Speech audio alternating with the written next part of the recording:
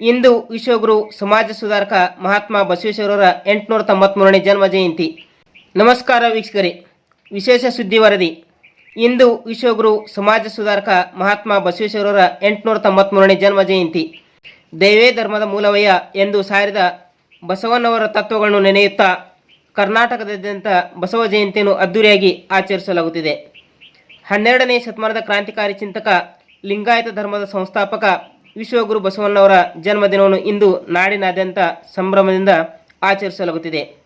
ಈ ಬಾರಿಯ ಬಸವ ಜಯಂತಿ 2026 ಏಪ್ರಿಲ್ 20ರಂದು ಆಚರಿಸಲಾಗುತ್ತಿದ್ದು, ರಾಜ್ಯಾದ್ಯಂತ ಸರ್ಕಾರಿ ರಜೆಯನ್ನು ಘೋಷಿಸಲಾಗಿದೆ. ಕಾಯಕವೇ ಕೈಲಾಸ ಎಂಬ ತತ್ವದಡಿ ಬದುಕಿದ ಬಸವಣ್ಣವರು ಮೂಢನಂಬಿಕೆ, ಜಾತಿ ವ್ಯವಸ್ಥೆ ಮತ್ತು ಲಿಂಗ ಅಸಮಾನತೆಯ ವಿರುದ್ಧ ಧ್ವನಿ ಎತ್ತಿದರು. ಇಂದಿನ ಯುವ ಪೀಳಿಗೆ ಅವರ ವಿಚಾರಧಾರಣೆಗಳು ದಾರಿದೀಪವಾಗಿವೆ.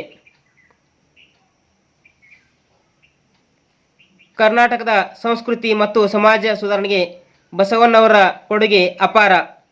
ಅವರ ತತ್ವಗಳನ್ನು ಅಳವಡಿಸಿಕೊಳ್ಳುವುದೇ ನಾವಿಂದು ಅವರಿಗೆ ನೀಡುವ ನಿಜವಾದ ಗೌರವ. ಇಂದು ಬೆಳಗಾವಿ ಜಿಲ್ಲೆಯ ಚಿಕ್ಕೋಡಿ ಪಟ್ಟಣದ ಬಸವ ಸರ್ಕಲ್ ವೃತ್ತದಲ್ಲಿ ಶ್ರೀ ಬಸವೇಶ್ವರ ಪುತ್ಥಳಿಗೆ ಪೂಜೆ ಪುರಸ್ಕಾರ ಸಲ್ಲಿಸಿ ಬಸವ ಜಯಂತಿಯನ್ನು ಆಚರಿಸಲಾಯಿತು. ಈ ಸಂದರ್ಭದಲ್ಲಿ ಚಿಕ್ಕೋಡಿ ಸದಲಗ ಮತಕ್ಷೇತ್ರದ ಶಾಸಕರಾದ ಶ್ರೀ ಗಣೇಶನ ಹುಕ್ಕೇರಿ, ಸಂಪಾದನಾ ಚರಮೂರ್ತಿ ಮಠ ಚಿಕ್ಕೋಡಿ, ಸ್ವಾಮೀಜಿಗಳಾದ ಶ್ರೀ ಮುನೀಪುರ ಸಂಪಾದನಾ ಮಹಾಸ್ವಾಮಿಗಳು ಹಾಗೂ ಚಿಂಚಣಿಯ ಪೂಜ್ಯ ಶ್ರೀ ಕಾಶಿನಾಥ ಸ್ವಾಮಿಗಳು ಹಾಗೂ ಚಿಕ್ಕೋಡಿಯ ಪೂಜ್ಯ ಶ್ರೀ ಮಹಾನ್ ಸ್ವಾಮಿಗಳು, ಚಿಕ್ಕೋಡಿ ಎಸಿ ಸಾಹೇಬರಾದ